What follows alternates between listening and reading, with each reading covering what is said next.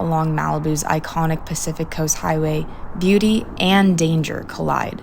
2 years ago, this stretch of the PCH across from La Costa Beach became the site of heartbreak when Fraser Boehm, who police accuse of going 104 miles per hour, lost control of his vehicle and killed 4 Pepperdine University seniors: Niamh Rolston, Peyton Stewart,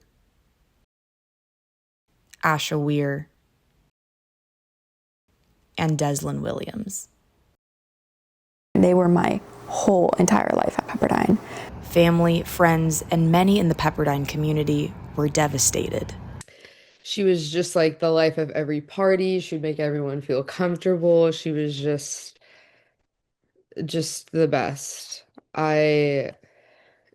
Everyone loved her. She was genuinely one of the purest people that I've ever met, like in all aspects. Malibu residents, Pepperdine students, and safety advocates like Damian Kevitt, founder of SAFE and an organizer for the group Fix PCH, say the terrible crash finally forced California to take PCH's dangers seriously. And Caltrans is a very slow-moving beast, and it is very difficult to get Caltrans to do anything in any sort of speed. But unfortunately, it oftentimes takes a tragedy to sort of make those very, very frozen wheels of change to start moving. Kevitt says that pressure led to real reform. So I'm here on the Pacific Coast Highway, and I just signed a bill that would authorize 5 cameras, up to 5 cameras, enforcement cameras, to be put on this 21-mile stretch. As a result, Governor Gavin Newsom signed Senate Bill 1297 a year after the crash,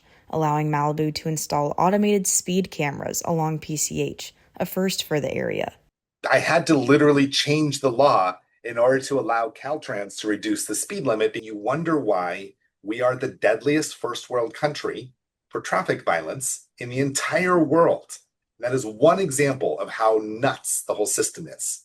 There is also Assembly Bill 1014, which lets Caltrans lower speeds by up to 5 miles per hour in dangerous zones without waiting years for traffic studies. The city of Malibu has already spent more than $39 million on PCH safety improvements, with $8 million more budgeted for future projects, including better lighting, wider shoulders, and new crosswalks. I think the death of those 4 women and the way that it occurred sent a message to the city that says we really have to start doing something.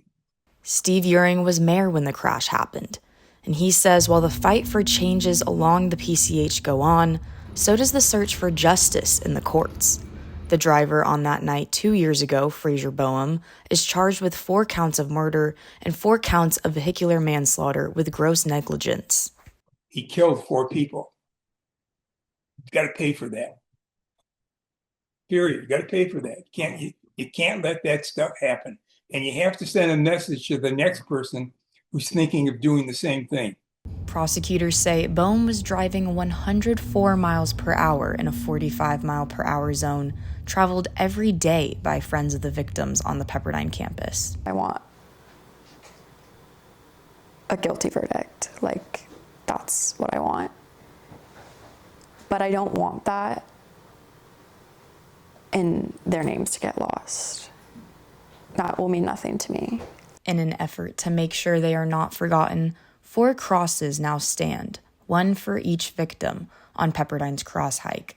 And each night, 4 beams shine above Pepperdine's campus, what friends and family call the 4 Lights Memorial. Because at the end of the day, like, there were 4 lives lost. And I think that every time it's brought up, it is a huge reminder for every time you step behind a wheel that that is your choice to drive cautious, careful, slow. He ended 4 lives. Amazing, beautiful women that were really going to change the world. In March, a judge denied motions to dismiss the murder charges, and in September denied motions to lower Boehm's $4 million bail. His trial is expected to begin in early 2026. In Malibu, California, this is Mary Elizabeth.